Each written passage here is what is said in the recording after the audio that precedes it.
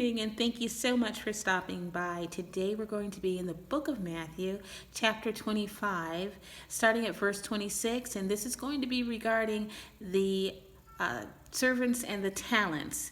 And if you can remember, the servants were given talents by their master who went away on a trip, and two of the servants are profitable, but we're going to be talking about the unprofitable servant in 26. His Lord answered and said unto him, Thou wicked and slothful servant, thou knewest that I reap where I sowed not, and gather where I have not strawed. Thou oughtest therefore have put my money to the exchangers, and then at my coming I should have received mine own with usury. Take therefore the talent from him, and give it unto him which hath 10 talents. For unto everyone that hath shall be given, and he shall have abundance. But from him that hath not shall be taken away even that which he hath. And cast ye the unprofitable servant into outer darkness. There shall be weeping and gnashing of teeth. Today we'll be talking about Lois Vogel Sharp's latest video. This is a retort regarding this. She specifically said that the person who did not do the work, the unprofitable servant, was rebuked. We can see here, as I've just read in verse 30, that he was put into outer darkness. Once again, cast ye the unprofitable servant into outer darkness. Outer darkness. There shall be weeping and gnashing of teeth. Once again, something as simple. I like to look at the Bible as this, an open book test. Okay? You know, if you ever are in school and they say, hey, guess what? We're going to have a test, but it'll be open book and open notes. So that means every note, and you can go through the chapters and answer those questions. It's very hard to flunk that kind of test.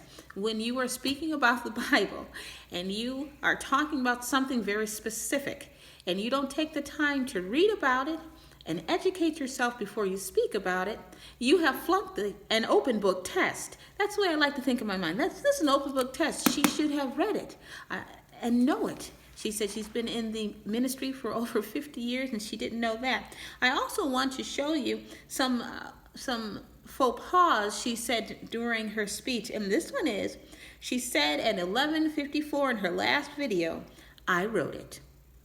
She didn't say God gave it to her. She said, I wrote it. And I couldn't find the word that, T-H-A-T. And then I read it and kept reading it, and there's like, oh, I need the word that. If God had given that to her, wouldn't she have had to pray to find out? You see, this is just lies. She's just making up. Sorry if that's harsh to say lies, but she's just making this up. She's a writer. You can see if you go to her website, she's written so many little stories. They don't make a lot of sense, but she wrote them. And now she says that God gave her this.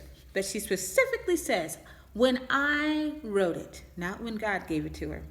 And then she spoke about doing the video over and over again. She said, I was becoming impatient.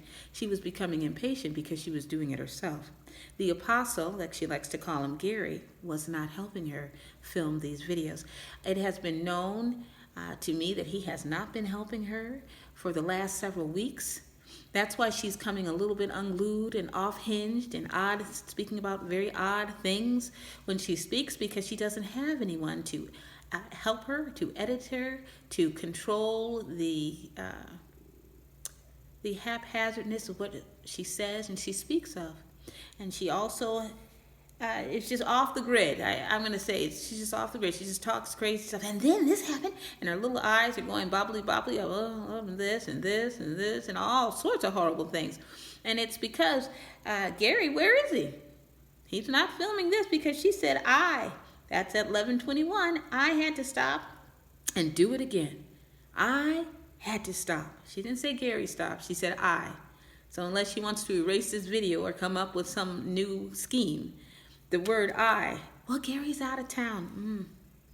How long has he been out of town, brothers and sisters? And then she said, when I wrote it. Those little poems and stuff she's been writing. When I wrote it.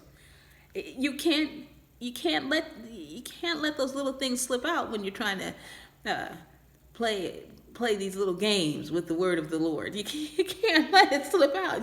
You've got to, go over it and keep going. But she said, she loves herself, so it's always I. And she just blurted all that out. And there wasn't anybody there to help and to catch that, so she put that out there. And then I liked what she said, I never feel guilty. Isn't that something? You never to have remorse or any kind of sadness. I can remember sticking out my tongue when I was little at people like that, being nasty, and I feel so bad. I said, why did I do that? And or you get upset about something. I'm so upset. I wanted to do this today, and I had to do this. Or when you're little, you say, I had to take a nap, and I'm so mad. And then you feel bad. You say, I should have go ahead and take that nap.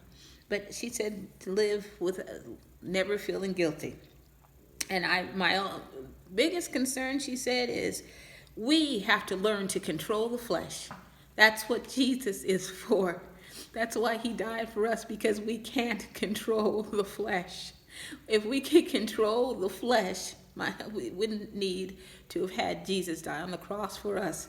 So I just wanted to let you know that last video was mistakenly, horribly put together, where mistake after mistake and truth came out that she's writing these things and she's doing it alone, folks. Have a great afternoon, or evening, and thank you so much for stopping by.